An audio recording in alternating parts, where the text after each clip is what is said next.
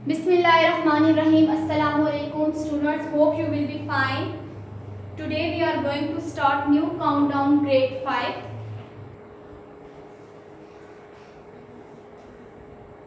Topic word problems.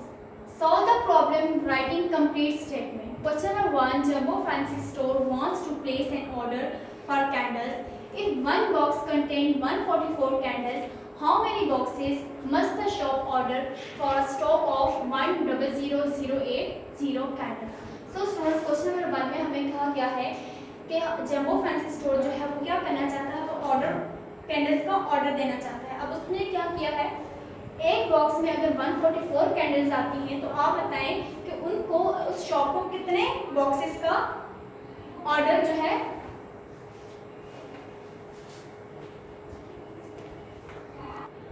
जो shops हैं वो कितने बॉक्सेस का ऑर्डर करेंगे for stock of 100,080 candles. Solution: if one box contains is equal to 144 candles, then number of boxes which can hold 100,080 candles is equal to 100,080 divided by 144. So हमें क्या करना है कि हमें पता है कि अगर एक बॉक्स में 144 कैंडल्स हैं तो हमने ये बताना है कि हम कितने बॉक्सेस शॉप्स ऑर्डर करेंगी कि हमारे पास इतनी कैंडल्स आती हैं। तो हमने इसको में क्या करना है, जैसे आपने इसको सिंपल डिवाइड करना है। 144 को 6 से करेंगे तो आपके पास आ जाएगा 8 से 64। जब आप इसको माइनस करेंगे तो आपके पास आ जाएगा 136। 8 हमारे पास, हमने इसको नीचे ले आए हैं। 144 को 9 से मल्टीप्लाई किया है, हमारा आंसर आया है 1296। और जब इन दो वैल्यूज को माइनस किया है तो हमारा आंसर आया है 72। और 144 को जब 5 से मल्टीप्लाई करेंगे तो हमारा आंसर आ जाएगा 720, यानी कि हमारे पास क्या हो गया है, कंप्लीट सॉल्व हो गया। ये देखिए ये जीरो हम इसको नीचे लेके आए। सो शॉप विल ऑर्डर 695 बॉक्सेस। सो इतनी कैंडल्स का जो स्टॉक था, इस स्टॉक के लिए शॉप को कितने ऑर्डर बॉक्सेस का ऑर्डर करना है, 695 बॉक्सेस का वो ऑर्डर करेंगे। Question number 2, the government wants to build new homes for 382 homeless families. अब गवर्नमेंट क्या करना चाह रही है, गवर्नमेंट न्यू होम्स बनाना चाह रही है जो हमारे पास होमलेस फैमिलीज हैं। अब कितने होम्स बनाना चाह रही है, 382। If each home cost Rs 400,960, अगर हर घर यानी एक घर की प्राइस क्या है 400,960, तो आप ये बताएं उस पूरे प्रोजेक्ट के ऊपर कितनी अमाउंट स्पेंड होगी। If each home cost is equal to Rs 400,960, then the total cost of the project. अब आपको पता है कि जब हम टोटल कॉस्ट बताएंगे तो उसके लिए हम क्या करेंगे, सिंपल मल्टीप्लाई करेंगे। सो 400,960 को जब आप 382 से इसको मल्टीप्लाई करेंगे, जब आप इसको 2 से मल्टीप्लाई करेंगे तो आपका आंसर आ जाएगा 801,920। सेकंड में जब आप 8 से मल्टीप्लाई करेंगे तो आपका आंसर आ जाएगा 3207680। और लास्ट जो है आपके पास 3 नंबर है, थर्ड 3 को आप इस वैल्यूज इन सबसे मल्टीप्लाई करेंगे तो आपका आंसर आ जाएगा 1202880। और लास्ट में जो वैल्यूज हैं आपने इनको सम करना है, आपका आंसर आ जाएगा 153,166,720। So the cost of the project is Rs 153,166 and 720। सो उस कॉस्ट के हमारे पास जो पूरा प्रोजेक्ट था 382 होमलेस फैमिलीज के लिए जो हमने होम्स करने थे, जो गवर्नमेंट ने होम्स बिल्ड करने थे, उस प्रोजेक्ट के लिए हमें इतने रुपए की जरूरत है। Question number 4, super pop potato chips factory employees 267 people. If each worker receives Rs 2384 as wages every month, what is the total wage bill for 1 month for the whole year? अब क्या है, एक फैक्ट्री है super pop potato chips factory, उसमें कितने employees हैं, 267 में लोग हैं। अब हर वर्कर कितना रिसीव कर रहा है, 2384 हर मंथ, वो इतना हर एक वर्कर इतना रिसीव कर रहा है। सो हमने क्या बताना है, what is the total wage bill for 1 month and for the whole year. सबसे पहले क्वेश्चन में हम क्या लिखेंगे, if each worker receives Rs 2384, अगर हर वर्कर इतना रिसीव कर रहा है wages per month, then the total wage bill is. अब हमें क्या करना है, टोटल बिल हमने बनाना है। टोटल बिल के लिए हम क्या करेंगे, सबसे पहले हम ले लेते हैं फॉर 1 मंथ। 1 मंथ में हमारे पास 267 एम्प्लॉयज हैं और एक एम्प्लॉय कितना ले रहा है, 2384। इसको सिंपल हमने मल्टीप्लाई किया है और मल्टीप्लाई करके हमारा आंसर आया है 636,528। अब हमें सेकेंड पार्ट में क्या करना था, होल ईयर, यानी हमने पूरे साल का भी बताना था कि एक साल में कितना बजट है, यानी कि कितना जो super pop potato chips factory उसका बजट क्या है। सो उसके लिए हमें क्या करना है, 636,528 148, ये जो हमारा आंसर आया है इसको हमने 12 से मल्टीप्लाई करना है। आपको पता है कि एक साल में 12 मंथ्स होते हैं। जब इनको हम मल्टीप्लाई करेंगे तो हमारा आंसर आ जाएगा 7638336। Question number 5, if a rocket travels a distance of 756480 km into 40 hours, how many kilometer does it travel in 1 hour? कि अगर एक रॉकेट ट्रेवल करता है 756,480 किलोमीटर इनटू 40 आवर्स, इतने घंटों में वो इतना ट्रैवल करता है, तो आप बताएं कि जस्ट वो एक आवर में कितना ट्रैवल करेगा। If a rocket travels a distance of 756,480 kilometre into 40 hours, then in 1 hour it travels. So 1 hour के लिए हम क्या करेंगे, जस्ट इसको सिंपल डिवाइड करेंगे, 756,480 डिवाइडेड बाय 240। अब आप क्या करें, इसको कंप्लीट डिवाइड करें। जब इसको कंप्लीट डिवाइड करेंगे तो आप देखेंगे सो इन 1 hour it travels 3152 kilometre. Question number 6, during her trip Sarah knits a scarf at the rate of 469 millimeter every day. If her trip lasts 8 days, how much of the scarf will she have knitted by the end of the trip?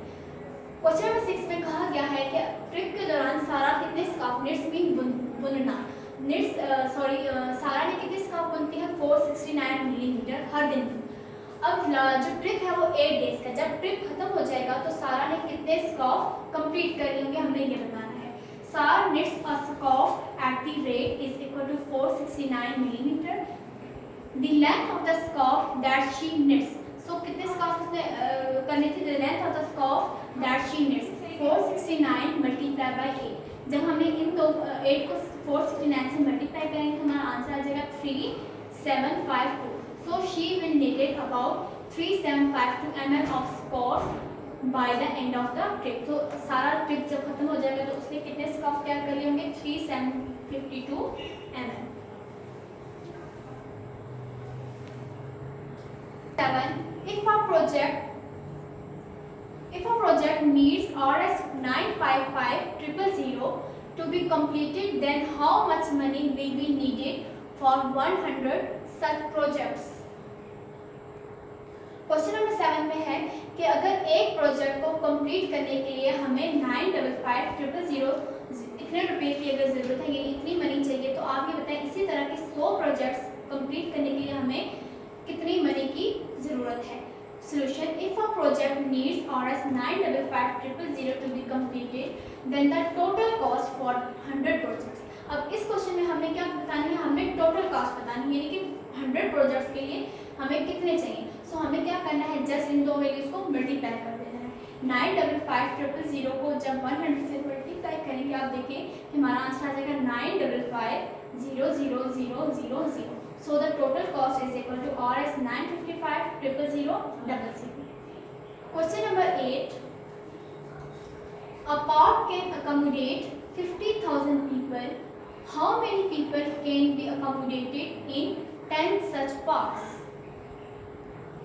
Question number 8 में हमसे कहा गया है कि अगर एक park में 50,000 लोगों की गुंजाइश हो तो इस तरह के 10 पार्क में कितने लोग आ सकते हैं। Solution, a park accommodate 50,000 people. Then the total number of people which can be accommodated in 10 such parks. हमें ये बताना है कि इसी तरह की 10 पार्क्स में कितने लोग अकोमोडेट होंगे या कितने लोगों की गुंजाइश है। सो हमने इसके लिए क्या करना है, मल्टीप्लाई करना है। 50,000 को जब हम 10 से मल्टीप्लाई करेंगे तो हमारा आंसर आ जाएगा 500,000। सो हम क्या कह सकते हैं कि हमारे पास कितने पीपल्स, उन 10 पार्क्स में कितने लोग आ सकते हैं, 500,000 people. Question number 9.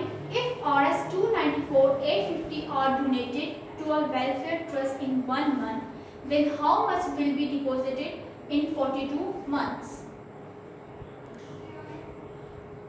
Question number 9 में हमसे कहा गया है कि एक अगर वेलफेयर ट्रस्ट जो है वो इतने रुपीज़ डोनेट करती है 1 मंथ में, तो आप बताएं कि 42 मंथ्स में वो कितना जमा कर देंगे।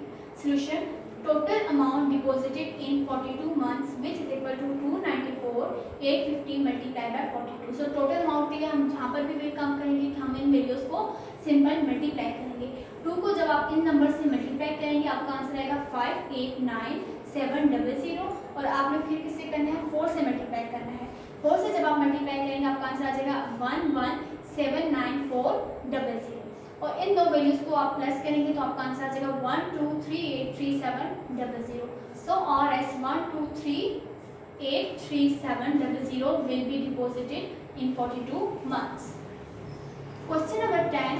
A student pays RS 123,000 annually to the school. How much does he pay monthly? कि एक तालिब इल्म जो है अगर सालाना एनुअली यानी सालाना इतना पे करता है तो आप बताएं कि वो मंथली कितना पे करता होगा। सोल्यूशन, अमाउंट ही पेज एनुअली, अमाउंट जितनी भी वो एनुअली यानी सालाना पे कर रहा है वो क्या है 123,000 अमाउंट ही पेज मंथली, और वो मंथली पे करने के हम उसको क्या करेंगे 123,000 को 12 पे डिवाइड करेंगे। 12 पे इससे डिवाइड करें क्योंकि हम सालाना बात करेंगे यानी ईयर की बात कर रहे हैं और साल में 12 मंथ होते हैं। सो 12 को पहले हमने 1 से मल्टीप्लाई किया है, सॉरी 12 को जब हम 123,000 से जब डिवाइड करेंगे, डिवाइड करने के बाद आप देखें हमारा आंसर आ जाएगा 10250।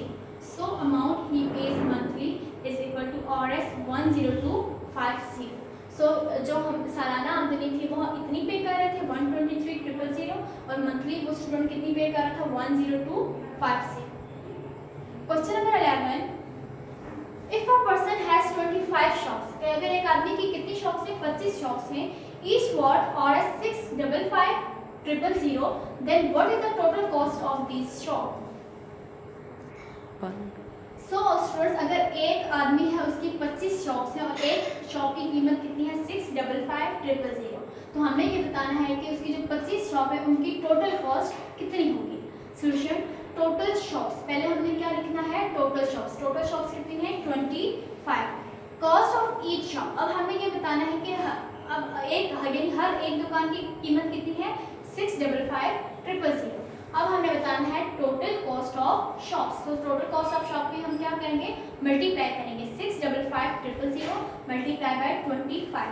अब आप देखिए यहाँ पर हमने मल्टीप्लाई किया है, 5 को 0 से किया है 0, 5 zeros are 0, 5 0 are 0, 5 5 are 25, 5 2 carry 5 5 are 25, 25 पे जब 2 प्लस करेंगे 27, 7 यहाँ लिखा है और 2 को कैरी लिया है, 5 6 are 30 और 30 में जो 2 हमने कैरी लिया था उसको प्लस करेंगे तो आ जाएगा 32। नेक्स्ट में क्या करेंगे, फर्स्ट ब्लॉक में हम हमेशा ये 0 लिखते हैं या क्रॉस डाल देते हैं। सेकंड में क्या करेंगे 2 0 और 0, 2 0 0, 2 0 0, 2 5 और 10 0, 1 कैरी 2 5 और 10 और जो 1 कैरी उसको 8 करेंगे तो आ जाएगा 11, 2 6 और 12 और 12 में 1 प्लस करेंगे 30। अब इन दो वैल्यूज को जब हम प्लस करेंगे तो हमारा आंसर आ जाएगा 1,637,500। So total cost is equal to RS 163,75,000।